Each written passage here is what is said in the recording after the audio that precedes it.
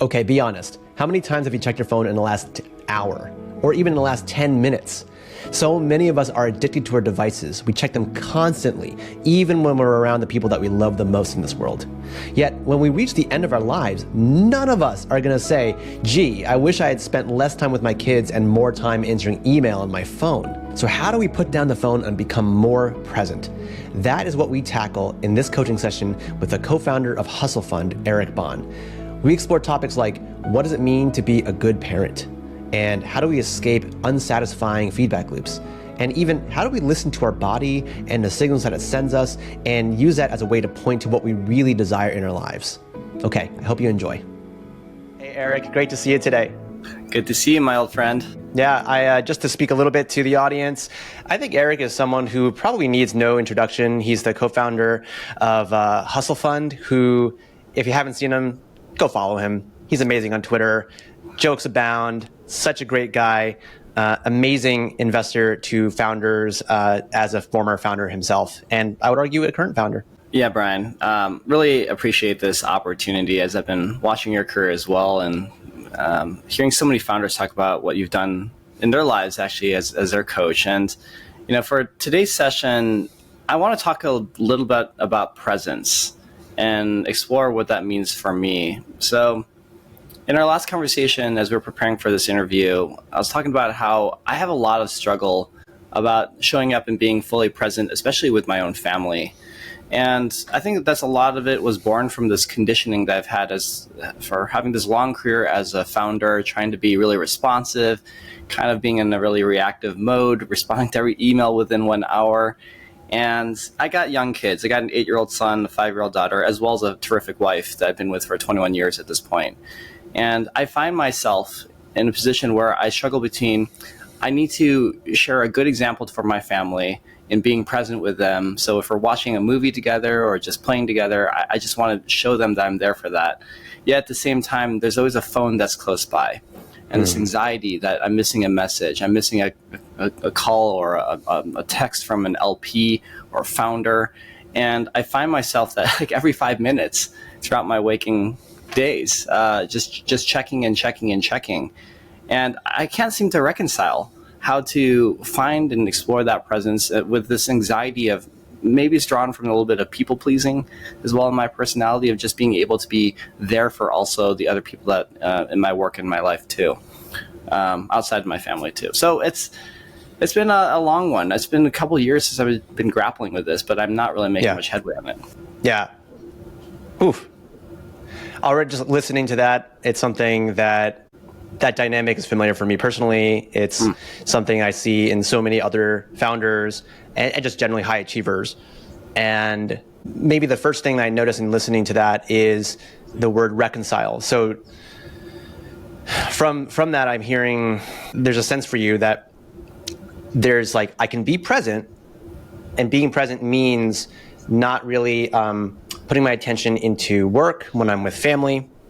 And so there's like an experience where I can just really be fully with my kids, my wife, and then whatever's happening on my phone, completely different world. I'll get back to that when it's time to go do that. And right now it's kind of feeling like you're split. Is that a kind of like a fair description of what's happening for you? I think so. And maybe underlying all this is a bit of guilt. So we actually do an exercise every year with our family around Christmas where as a family we'll come together, do a retrospective on the year, and then try to name and write down the values that we care about for the coming year. And it's a nice conversation, and we write it down, we print it on a piece of paper and put it in our dining room in a frame. And the very first year that we did this exercise, the first line was quality time and quantity time. Was a value that we cared about. So on the quantity time front, you know, I'm lucky enough to be in a role, my wife too, where we have some flexibility where I work from home, I can see my family, and I do feel like I get a lot of quantity. It's the quality part where I'm just like, wow, like I was so excited when we wrote down this value. Yeah. And I'm not living it consistently. And that has a lot of cascading effects of emotions and primarily guilt too. I suspect, correct me if I'm wrong, the guilt is because you're noticing a gap between kind of how you want to approach that and how you currently are. Is that right? Yeah, it's something that we've named as a family as one of our top priorities, and Yeah, it's like really important. it's very important to us. And just not being able to show up for it in the way that I want is something that just it creates a lot of anxiety. It's just like, why can't I do this? And am I modeling a behavior for my own kids with their families in the future too? So there's some of that, I think, mental gymnastics too, that comes to the core of this. Yeah, and just from that, I want to name that I can sense how much care there is on your end. Like, I know you to be a very heartfelt individual, and there's a lot of love and there's a lot of care, and you're really looking out for not just, am I living up to my word, but also what impact is this having on my kids? What message is this sending to my kids?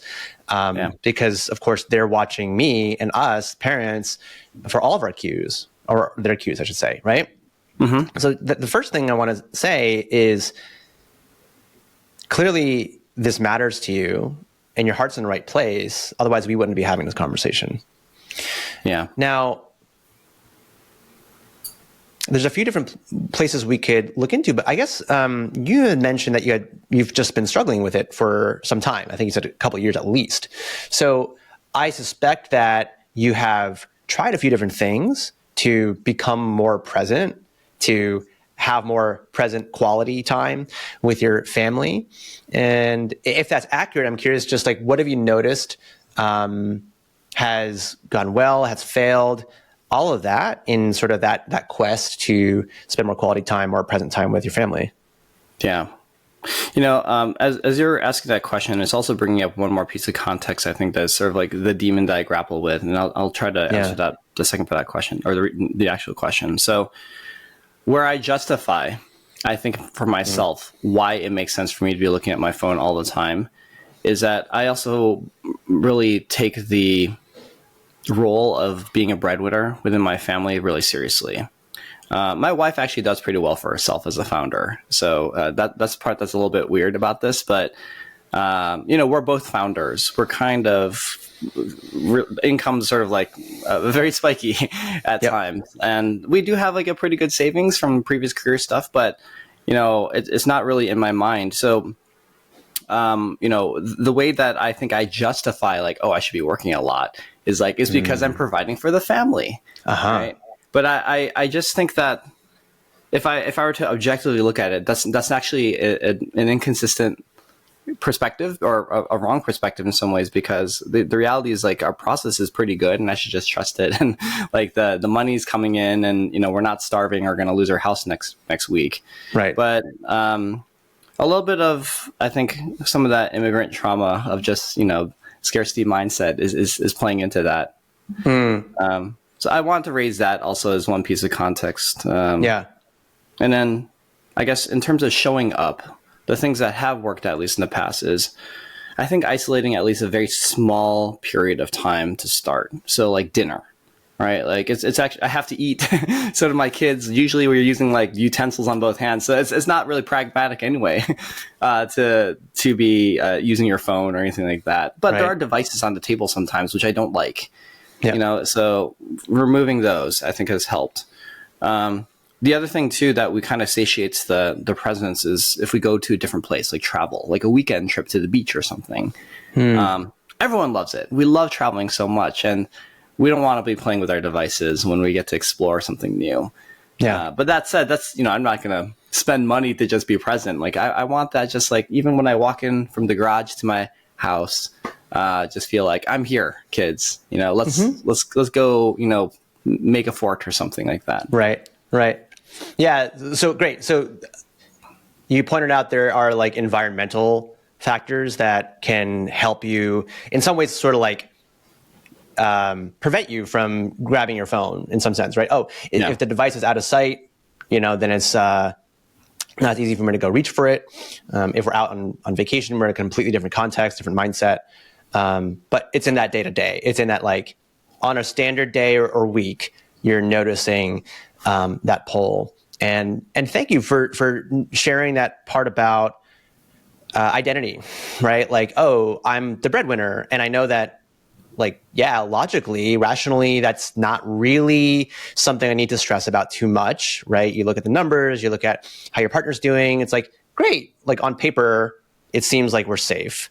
And yet there's like some feeling or pressure that you're maybe putting on yourself around to like be the breadwinner, or like you said, justify the pull.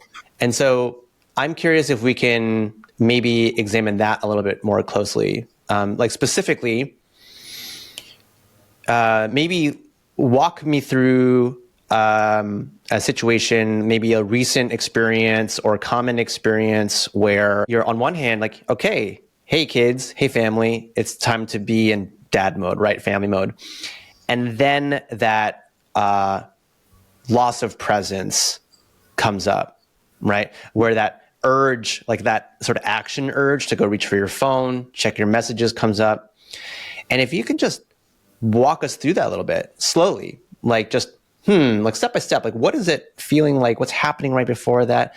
Whatever details kind of come alive for you as you're stepping into that would be great.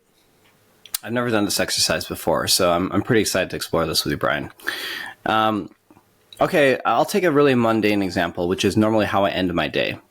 I start relatively early. I try to begin work around 7 or 8. I'm very lucky enough to have some support where there's drop off for the kids, and we still have our nanny for a few more months at least to do that kind of stuff. So I can just jump right into it. I come here to the garage most days where I work. And then I go through all my meetings and everything like that. And then at the end of the day, which is around 5, technically, I always try to get to inbox 0 every day. And actually, one of the strange identities I've developed is I use this tool called Superhuman, which is an email client. And I am within, I think, the top 5 or top 6 longest inbox 0 streak users in history of Superhuman. Okay. It's something like 300 weeks or something. Okay, so you're like really wanting to keep that streak going, I'm guessing. Yeah, and I think like there's like this like very satisfying cleanliness of just ending the day knowing that there's nothing left in there. Right now, can we let's pause for there for a second. Sorry to cut you off, but briefly, what makes it important for you to do inbox 0 every day? I think there's a satisfaction of one, there's a completeness and just checking off something that feels great. But even beyond that, it's knowing that the constituents whom I'm serving, of which there are many, I have investors, I have founders, I have teammates, that I know that I've actually served them as well, and have been able to unblock them on a question or some sort of task that they needed, which is usually what the inbox represents for me. So knowing that I've taken care of my people, I think feels really good. And then this is where it starts to get kind of messy. So you go in, it's like 5 o'clock, my family's here. We got like to prepare for dinner and like some evening activities and things like that. But the problem with email is that it just keeps on coming, and we were on a global fund. So Singapore and Asia, like Europe, they're all waking up or doing their thing too. Right. And the anxiety of knowing that there's other messages coming in, people that I need to unblock, I think starts to build and build and build. And where I think I feel a lot of guilt is I am probably actively prioritizing their needs over even my children's needs or my wife's needs at that moment. And that really messes with my head because on the one hand, again, I can say that I'm providing for the family, got to go back to garage. But on the other hand, too, when my kids are old and looking back at their childhood, I don't want them to think like dad just always was in the garage, just like talking to other people instead of me.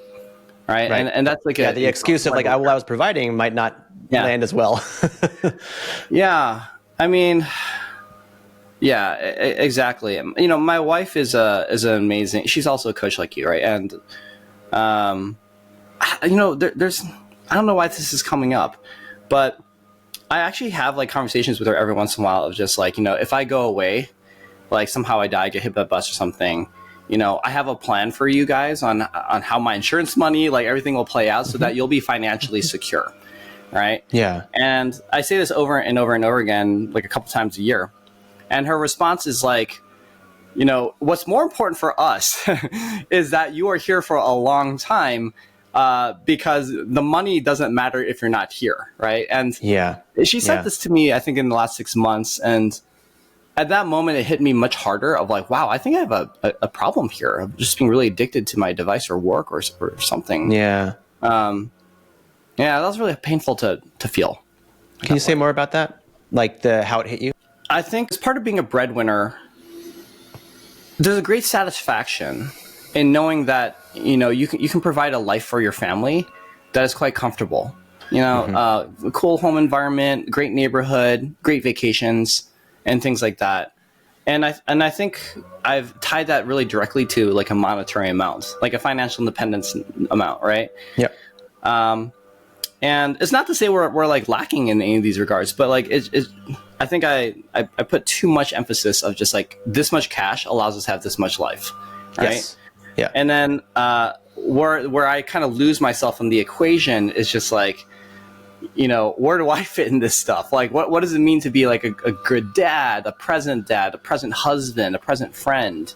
And for some reason, it's really easy to subtract yourself from this calculus too, right? Well, let me see if this fits. It's like almost like I'm a father too, right? So I can relate to some extent. It's like if I can bring in a certain amount of money, then I've done a great job as a father, or at least I've like done the provider thing. Yeah. And great, like I've fulfilled that. And that's kind of one element. And then you're hearing from your family, but actually what we want is you, Eric. It's not really about the money. So there's like this mismatch there. Yeah. And the interesting thing about this is I know that my wife is totally correct. I mean, growing up, I lived in a neighborhood which had a lot of professionals, and I had seen extremely wealthy families with very non-present dads. Yeah. So they had great homes, great toys, really, really cool vacations, but really resentful children at the same time of just like, you know, I had to like figure it out myself. Like, where were you, Dad? Like you missed my high school graduation even because you were working on a sales meeting. Right. And is that so like what you're saying just now? Is that something you saw, or is that something you experienced yourself? What you're saying? Not for me. My dad worked a lot too. He was a very, very busy doctor. So my time with him was on the weekends. And so I felt some degree of this. But what I do think he did well was even though we had less quality time, less quantity time, the quality time was actually very high. And later on in my life, I actually learned that he was dealing with a lot of shit. I mean, like tons of racism. Because he was running a medical practice, there's always like lawsuits and things like this. Yeah. And I had no idea because, you know, whenever he was home and ready, like he's like, you know, I'm here for you. Right. But it was more of my friends' family's experience, which is just I seen the lack of the quality time and the lack of the quantity time combined. And it just created, I think, a lot of trauma for those people. So intellectually, I think I totally see what's wrong with this. Yeah. Emotionally, though, or I guess in some sort of part of my soul, like it's really hard to relinquish like this notion that I got to stop working at some point during the day. So, and that inbox zero part is like one part of just how I ended. But like, again, like emails bubble up again. So let's go back to that, because what I hear is like there's like you're noticing that there's a part of that that job, I need to unblock people, right? Yeah. That feels, you said it's hard to relinquish, right? So I'm hearing like there's like this thing that's like really hard to let go of. Yeah. And so I'm wondering, going back to like the specific. So it's 5 p.m. You hit inbox zero, great, and then you also know that there are emails and messages coming in. And so let's say you make the conscious decision, I'm going to make this up, but you make the conscious decision to say, you know what? Those messages can wait until tomorrow, or at least like until after the kids are in bed. And in that world, what do you notice you start to feel having made that decision?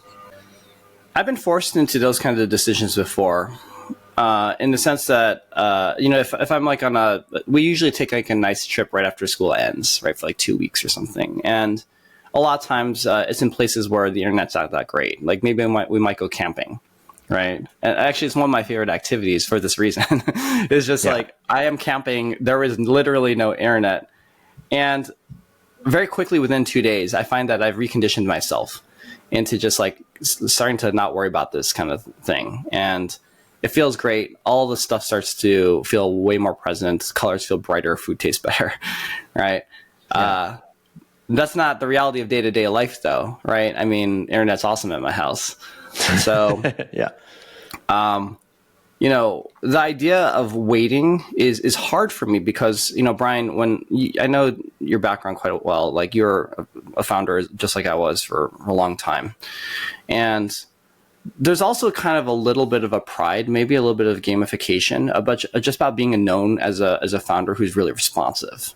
Right? Like if someone has a question, you unblock them quick. Or if like a client or someone that you sold something to has an issue, like you unblock that really fast. Yeah. And that's actually a great way of building an amazing reputation in business, I think. It's just being like this reliable, super fast responding person that 24/7 is just going to get you what you need.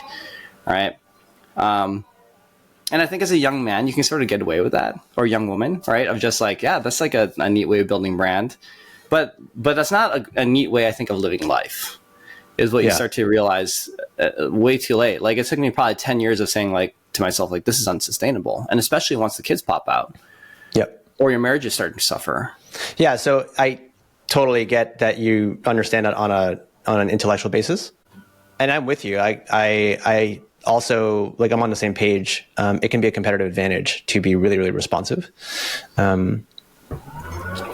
Let's say that you go back to that situation I posed, though. So it's like, okay, now I'm not going to respond, even just for like 12 hours to these messages. Yeah. Right. So I'm not the incredibly fast responsive person that you just described.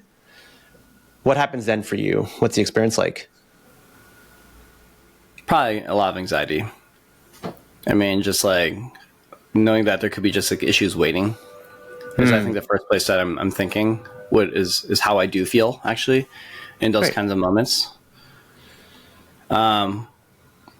Yeah, I think it's just anxiety of just like there's issues waiting that I'm not unblocking at this point.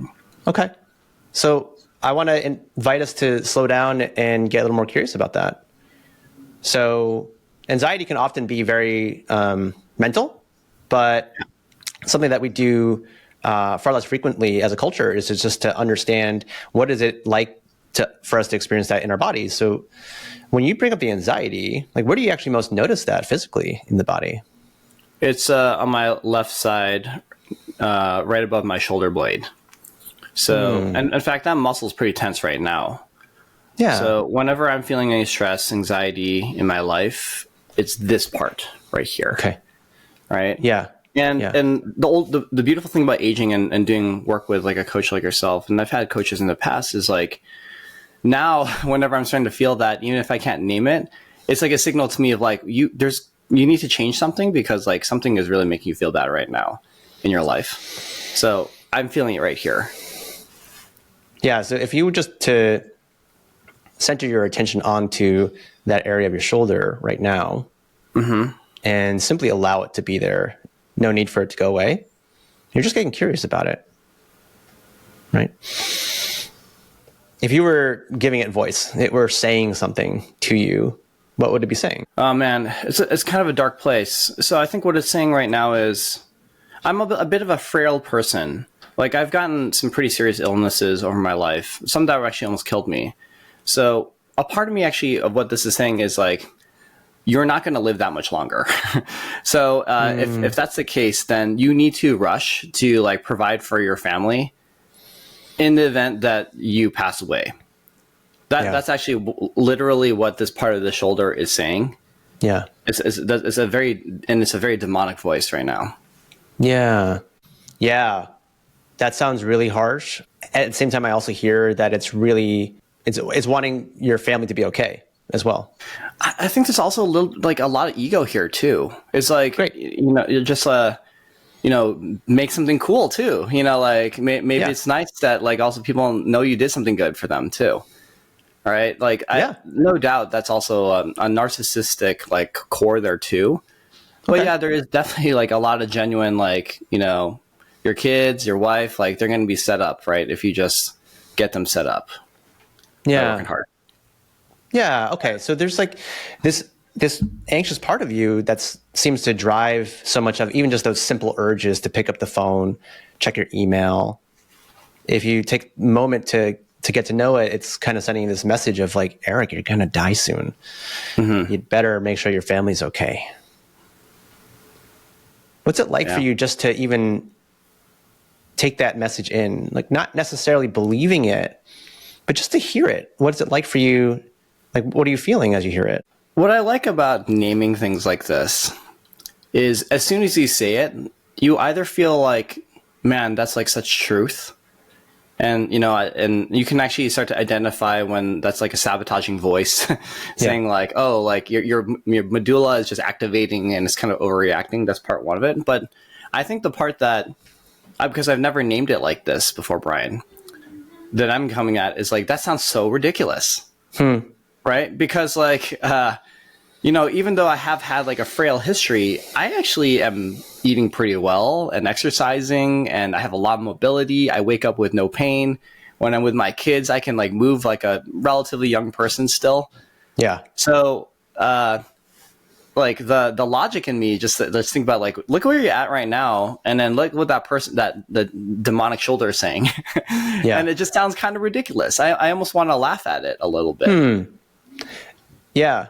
Cool. I mean, you seem to just have shifted just slightly just now. Like, I'm wondering presently, how strong is the urge to go check your messages, your email? Oh, I mean, it's not there at all. I mean, like, well, because like I like talking to you, man. Like, and this is part of the social contract of this podcast is to talk like this. But you know what? There is a shift. Like, it feels a little bit looser now over there. Just after saying that.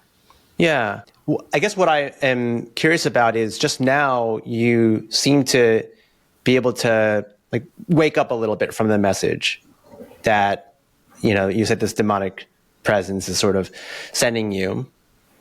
And yet there's also lots of moments where you're sort of fused with it, right? It's like, I got to go check my phone. I need to provide. So the question that is coming up for me is like, what causes you to forget? Like right now you're in this moment where it's like, it doesn't have so much of a grip, but there's other times where it does happen. So what causes you to forget? Well, I'm in a job where it's quite reactive, and that like I just follow my schedule. So I have 12 meetings after this, all back to back. No time to pee even. I'll find some time. But like it's when you get into that mode of like, and the next, and the next, and the next, and the next, then it's sort of easy to fall back into a less neocortex part of your brain of just like, okay, unblock this, chill this fire. You're on autopilot. So, yeah, there's an autopilot where I think the lazy part of me allows a sabotaging voice like this to speak to me a little bit more clearly. This kind of conversation is amazing because, dude, this is my first meeting of the day, right? And so, I haven't really jumped into anything yet. I made a cup of coffee and I just started talking to you. So, I think there's reasons why probably meditation or Buddhism, like a lot of those things happen like early in the morning before you start everything, right? Is because the noise just naturally is a little bit quieter in the morning for me. Right. Yeah. Right. Yeah. Even just the way days are structured, the rest of the world is still waking up. Everyone's kind of like starting their engines a little bit, but the flurry of activity hasn't started quite so much. And so there's an opportunity there. Yeah. Right? And so you're describing this experience of being able to have this sort of slower, more present quality to experience in the beginning of the day. It sounds like it's pretty tough, though, at the end of the day, right? Because you're sort of coming off of all of those meetings and emails, et cetera, right? Yeah, certainly. I mean, I'm loading up my task lists by the end of the day for things I want to accomplish in the morning or later this week. Normally I have been like, I do have an inspiring job too. So a lot of ideas will happen throughout the day, and I'll just start throwing it into a variety of different kind of resources for myself, for my team. I love it. Like this part of the work of just feeling inspired is great. And that makes the quality of this work so addictive to a large degree too, because I get those closed feedback loops of just like, wow, I just like thought it's a great idea, or this teammate inspired me on something, or founder. But shutting it off is hard, and I can't cross the threshold between my garage and living room to just like immediately be back into like, okay, like who wants to play kind of thing. There's a decompression. In fact, this is something that I struggled with my last coach. He suggested like, go take a walk or like do something that like signals to you that you are ending the day. Right. I was like, that's a great idea. And then I ended up not ever doing anything like that. Sure. And stuff like that is wonderful. I wholly subscribe to that sort of thing. Ritual, transition. Yeah. Incredibly important. The thing I notice on top of that is there's, even as you were describing the job, the work, it's like there's a lot of excitement. There's a lot of positive elements to it. There's enjoyment there. And like your eyes kind of lit up, like your energy was different compared to the more of that kind of like burdened, anxious, like you'd better do this thing. Someone's going to be blocked. You'd better do this thing. You're going to die. Right. And so I guess what I'm really noticing is that for you, Eric, there is this experience that's available to you where you get to enjoy your work, you get to enjoy your time with your family, and there's a lightness to it. And then there's also this other aspect of your experience. I won't say it's black or white. Both can be present, but there's some aspect of it's like, oh, I need to unblock this person. I need to earn for my family. I'd better make sure that I'm the guy who's responding, right? And so, and it sounds like if I have it right, but at the end of the day, it's more the latter mode that you're in, right? Compared to the, hey, I'm really just enjoying what's happening here. Is that a fair statement? Almost. I'd say that at the end of the day, is just, I think my off ramp from work is I struggle with how long it takes to off ramp, right? Like I can't like flip a switch and be like, I'm here. And I really want to, because like, if it's like 5 o'clock, let's say, then I have 3.5 hours to hang out with my kids, right? Like they're going to be in bed by 8:30. Yep. Right. And then some of it's like showering and all that. Like, so it's eating, all that stuff. So it's not that much time during the weekday, at least. The weekends is different. Right. And I think a ton of guilt of just like, man, it takes me like an hour, 2 hours to like really settle my mind a bit. But then like it's almost bedtime, and then like what the hell did I just do with these kids? And you know, they just saw me on my phone a bit, and so it's grappling with that also. Like there's some part of you that's like criticizing you for not like showing up better to your kids. Yeah, I mean that's enormous guilt for sure. Right. Yeah. So just like we were paying attention to the anxiety, let's pay attention to the guilt. How does that show up for you in the body? Ooh, it doesn't show up actually in the shoulder part. That's an interesting one. As I'm saying it, I guess I'm feeling it more in my stomach. Yeah. I've never really tried to figure out where in my body that feels, but I guess like I'm feeling it right here, like on my stomach. Yeah. It's just like a bunch of nerves are kind of tingling right now. Yeah. Do you notice any other qualities about it? Size, shape, color? Feels like a baseball. Uh-huh. Yeah. And if you were just to trust that there's some wisdom in it, what's it trying to communicate to you? What's my baseball at my stomach saying to me? It's hard for me. I can't even like interpret what's telling me right now. I think it's like in a language I don't even understand yet. Which is a weird feeling. It's almost like talking to someone in French. I'm like, I don't know French or something, right? Yeah. It's, yeah. Is it familiar to you? It's like, is it a familiar feeling to you? Is it a familiar feeling to me? Yeah. And you know where this kind of shows up a bit? Is like at night, like, especially once the kids go down, like I tend to just like, this is something I'm trying to stop. Like I really like snacking a lot. And I find like it's almost like I'm snacking more and more and more and more in the last year or two. And the interesting thing is like I'm not that hungry usually when this is happening because I just eaten dinner. I think it's what's telling me is like feed me, feed me, feed me, feed me. Right?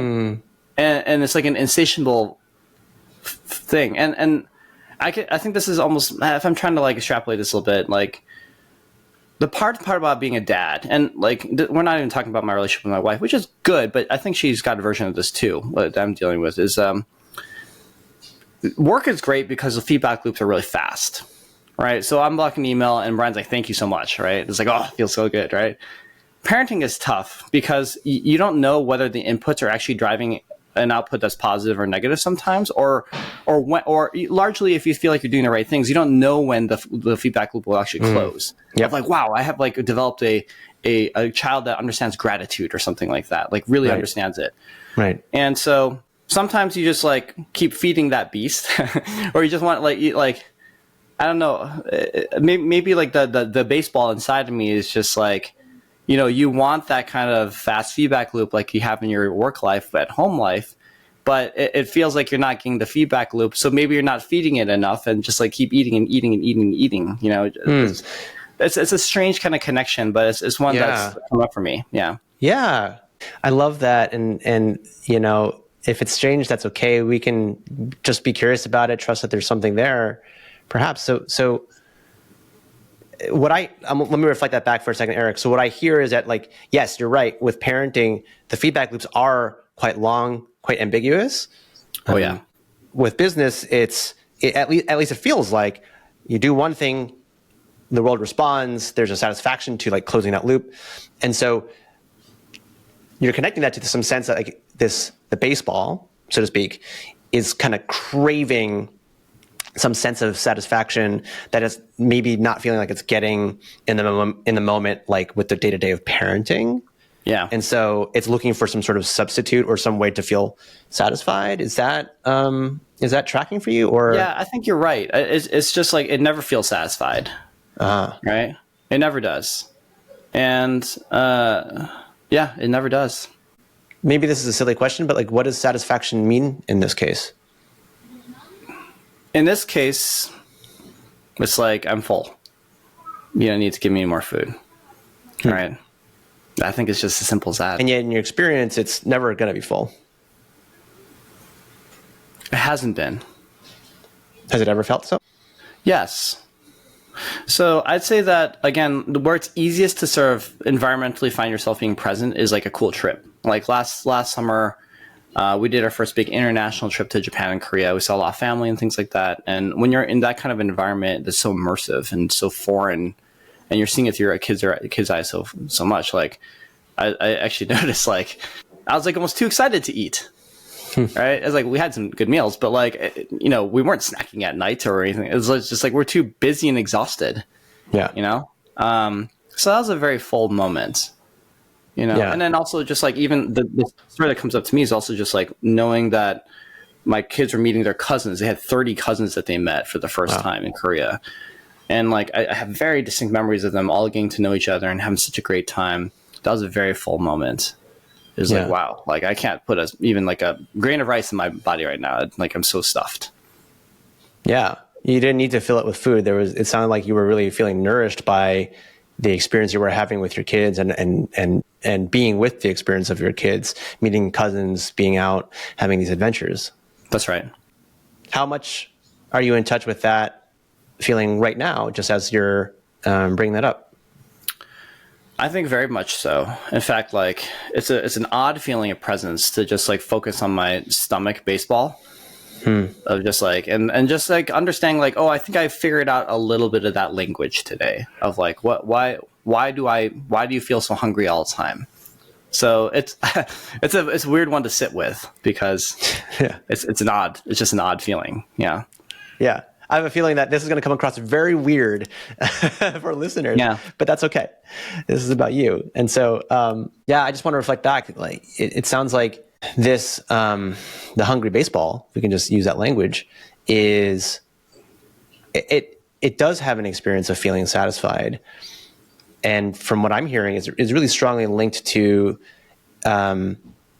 these experiences that you have with your family, with your kids, where you're taking them on adventures. They're along for the ride. They're joining in. You're watching them connect. You're watching them enjoy, right?